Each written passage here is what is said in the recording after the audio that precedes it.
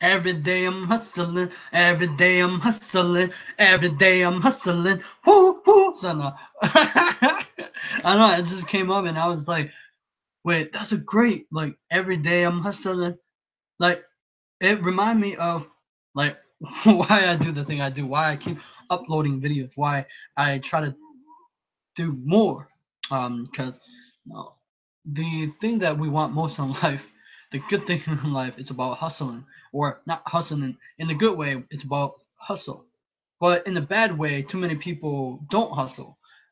People don't take action. People don't do the thing um, that are necessary to make them great, to get the good things in life. And yeah, so today I'll be giving you 3 ways of how successful people think. Of course, there's more. There's probably there's 11 ideas or 11 ways of how successful people think in John Maxwell book. And I read it a while back, and I want to see. Of course, there are ideas that are in here. So he talked about good thinker, right? And he didn't say bad thinker, but too many of us don't think about how our life is going to be, or how it's because we are afraid of. Because I was imagining, and I was playing in my head that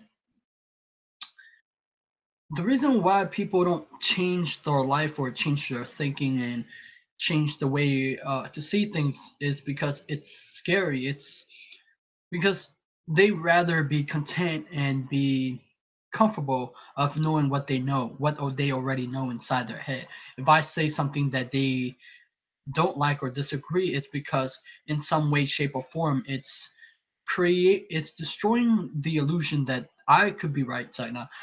That maybe because the information, the thing that they already know, it's it's familiar. We don't we rarely get away from what is familiar because it's it's already in us.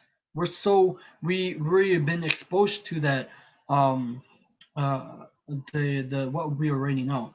And for the what we don't know is the uncertainty, and the uncertainty scare us. We don't like it. We try to run away from it, and that's not a good thinker. And John Maxwell give us ideas about 3 ideas of how he give you. I would do 3 ideas from this way. 3 ways is cultivate big thinking pictures, harness creative thinking, and explore possibility thinking. Now, I think that essentially that when it comes to possibility thinking, we should be grounded and be practical when we take action. When we, let's say, we fantasize or we want to become successful in life, we imagine all these great ideas. The where he said the pessimistic don't. Let me see. See, here we go. Let's read it. Explore possibility thinking. People who embrace possibility thinking are capable of accomplishing tasks that seem impossible because they believe in solution. Here are several reasons why you should become a possibility thinker. When you believe you can do something difficult and you succeed, many doors open for you. If you open yourself up to possibility thinking, you open yourself up to many other possibilities. The case of George Lucas helped you see how being a possibility thinker can create new opportunity and attract people. People who think big attract big people to them. If you want to achieve big things, you need to become a possibility thinker. Big thinkers who make things happen also create possibility for others. That happens in part because it contagious. You can't help but become more confident and think bigger when you're around possibility thinker. No matter what your profession, possibility thinker can help you to broaden your horizon and dream bigger dreams. So yeah, hold on, let me see. I'm trying to find. Well, I can tell you this. Here we go. I'll explain, and so when we think big, he said we tend to attract bigger people. That is, in essence, is true in my case.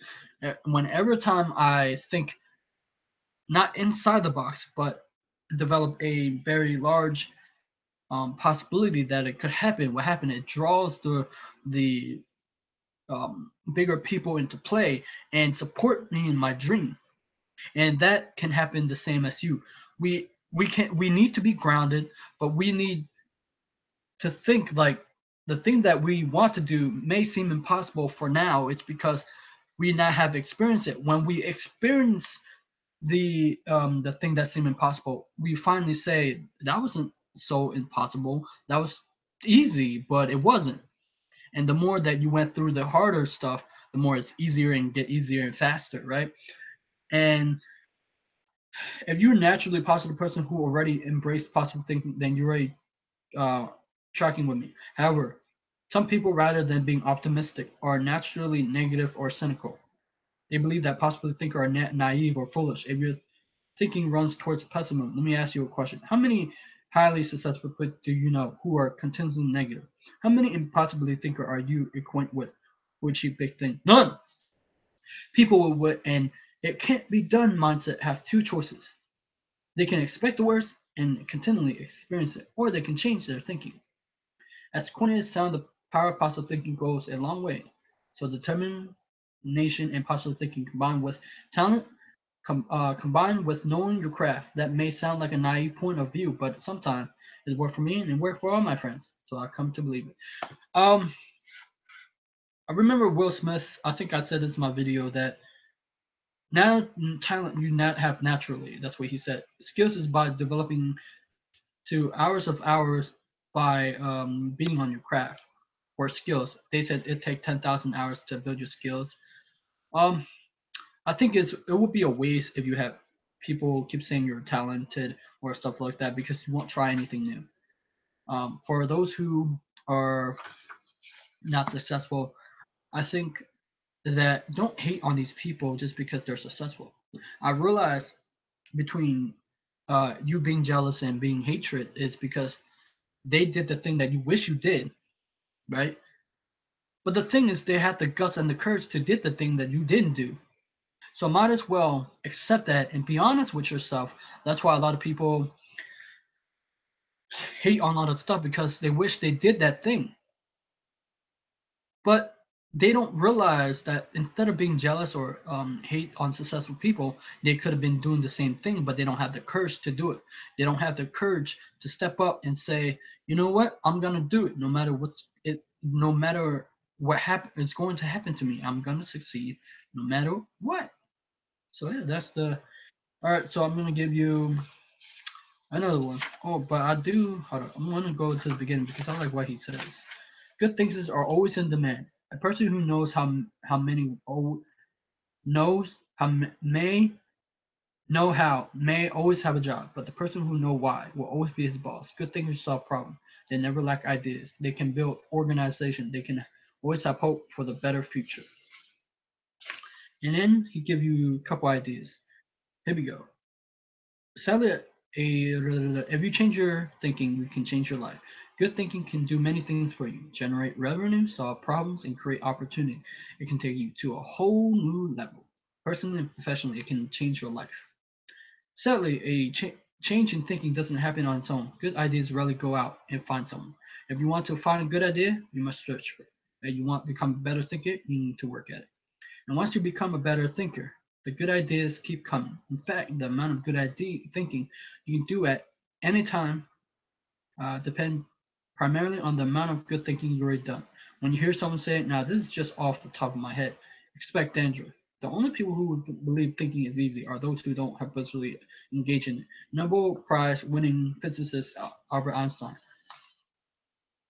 excuse me, one of the best thinkers who ever lived, asserted thinking is the hard work.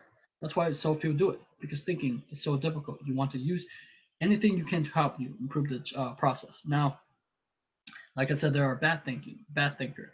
Bad thinker are the one who's pessimistic, who complain about life, who write things on Facebook too much time and they don't do anything about their life. And they're not moving forward because they have, you know, what Zig Ziglar said, sticking thinking. They have too many ideas, or that, you know, I just realized that the idea that you have could make you sink in life. That it doesn't. It holds like the amount of bad information that you have will hold you back, and that's why it keeps you stuck, because it's about either about your world, about how people act and how people behave, and it's about your image about the world and you. And it stopped you from achieving great things in life. I think that we have to explore these sides through it and destroy the myth that we have. It's because if we don't destroy them, we may never know our true potential. Explore them. Good things are always primed to prompt ideas. They always look for things to get thinking process started. Because what you put in always impact what comes out. Read books, review trade magazine, listen to tapes, and spend time with good things there. And when something intrigue you, whether it's someone else's idea or the seed of an idea that you come up with yourself, keep it in front of you. Put it in writing.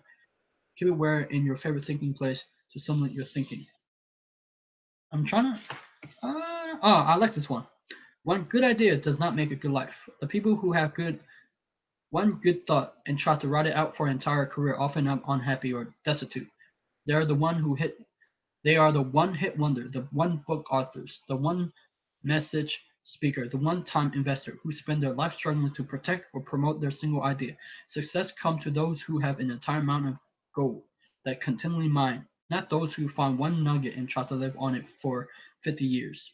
To become someone who can mine a lot of gold, you need to keep repeating the process of good thinking. So what I got out of this is this book. You can't just read one book to become successful. You know how many people read only one book? They say that the average person only read one book a year. I highly doubt that. They probably want to read zero book. See, the thing is, people don't think books are valuable. I want you to get that idea that information or knowledge isn't valuable. We live in the information or knowledge age, and also now we're gearing toward the internet age where we can use these platform to live our dream, to make things happen. I mean, imagine years ago I couldn't, we take social media for granted. I can't, I was explaining to my brother that how grateful I am, even though I don't like how the average person, the majority of people who use social media just to waste time, and they engage in a negative uh, things that they don't want to go, because escapism. It's okay to have that. I do that too. But too many of us try to escape through these platforms like YouTube. We binge watch. I do that too. But I'm saying, like, these tools are here so we can create a life that we want. Either YouTube videos, because there's three medium that we can use, as Gary Vee said: blog, written word, audio, and video. What I'm doing now, and that we can use this for good. A long time ago we didn't have medium like Google Hangout, and I could record videos, and I couldn't do the interview. I had to travel to their place, you know. And I'm glad that I can get in touch with people from all over the world just through the internet. I think that if we learn to harness the internet, we can live our dream to the fullest, and we can meet amazing people in person and on internet. And then next idea is cultivate big thinking picture. Oh wait, I'm thinking the heck. I already did that. Wait, or did I do that? I don't know yet. I get sidetracked. Oh no. Okay. Oh no, I didn't do it. So cultivate big picture thinking.